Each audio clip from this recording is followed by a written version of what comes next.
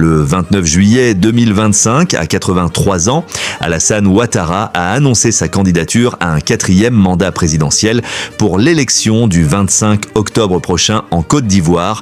Une décision qui relance une controverse constitutionnelle majeure et ravive les tensions dans un pays encore marqué par les cicatrices de la crise post-électorale de 2020.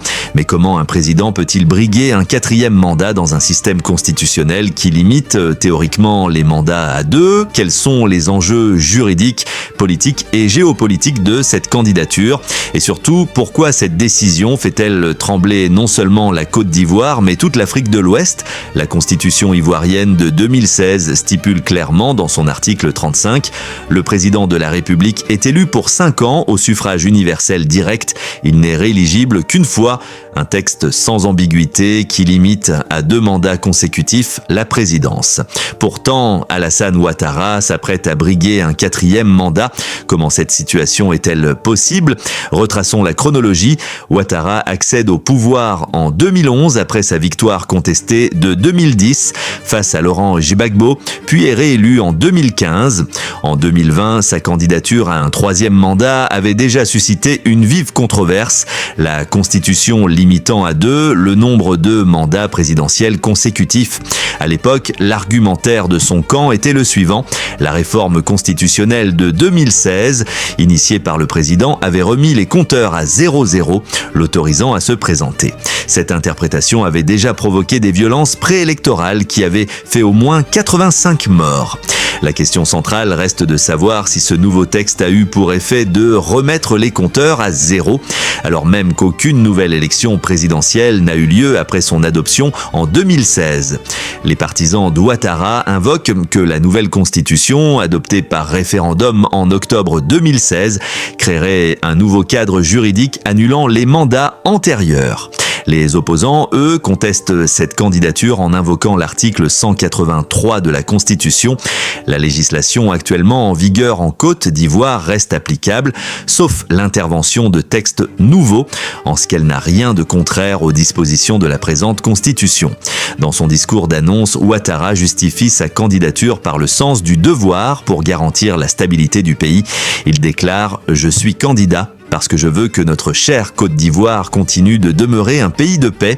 Cette rhétorique n'est pas nouvelle.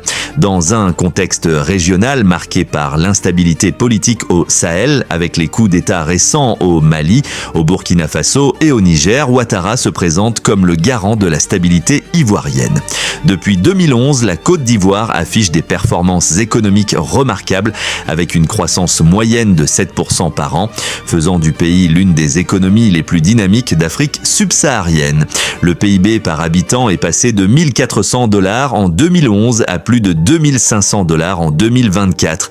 Cette performance économique constitue l'un des piliers de la légitimité d'Ouattara, ancien directeur général adjoint du FMI, qui a su attirer les investissements étrangers et moderniser les infrastructures du pays. À 83 ans et au pouvoir depuis 2011, il brigue un 4e mandat au nom de la stabilité et de l'expérience face aux défis du pays.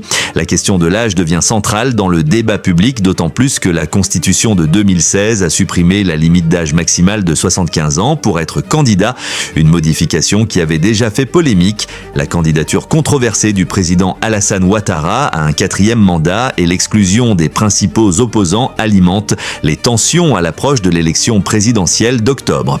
L'opposition ivoirienne, déjà affaiblie par les divisions internes et les exclusions judiciaires de certains leaders, se trouve face à un défi majeur.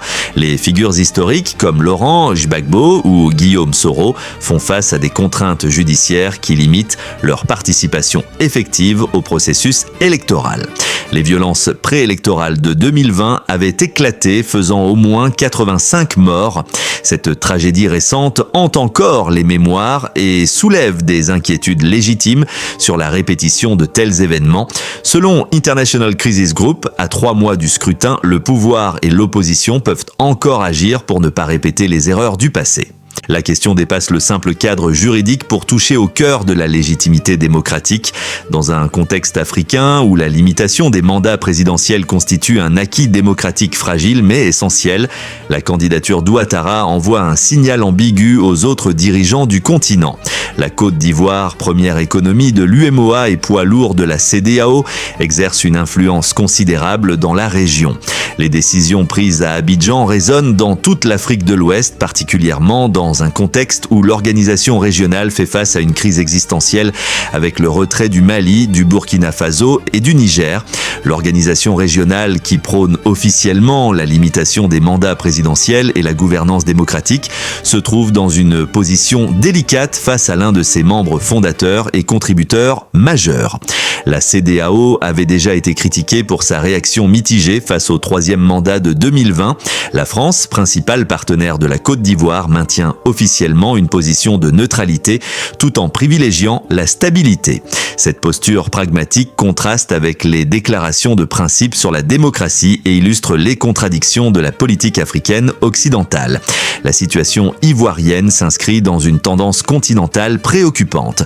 Du Cameroun de Paul Biya au Tchad d'Idriss Déby, puis de son fils, en passant par le Rwanda de Paul Kagame, la modification ou l'interprétation extensive des constitutions pour permettre des mandats additionnels devient une pratique répandue. 3 scénarios se dessinent pour l'élection d'octobre 2025. Scénario 1, victoire d'Ouattara au premier tour. Une victoire rapide et décisive qui légitimerait de facto sa candidature, mais au prix d'une opposition potentiellement radicalisée et d'une légitimité internationale questionnée. Scénario 2, second tour disputé. Un ballottage qui révélerait une société ivoirienne profondément divisée et pourrait raviver les tensions communautaires. Scénario 3, contestation post-électorale, la répétition du cycle de violence qui caractérise les élections ivoiriennes depuis 2000, avec des conséquences potentiellement dramatiques pour la stabilité régionale. Au-delà des considérations politiques, l'élection de 2025 déterminera la capacité de la Côte d'Ivoire à maintenir sa trajectoire de croissance économique et son attractivité pour les investisseurs internationaux.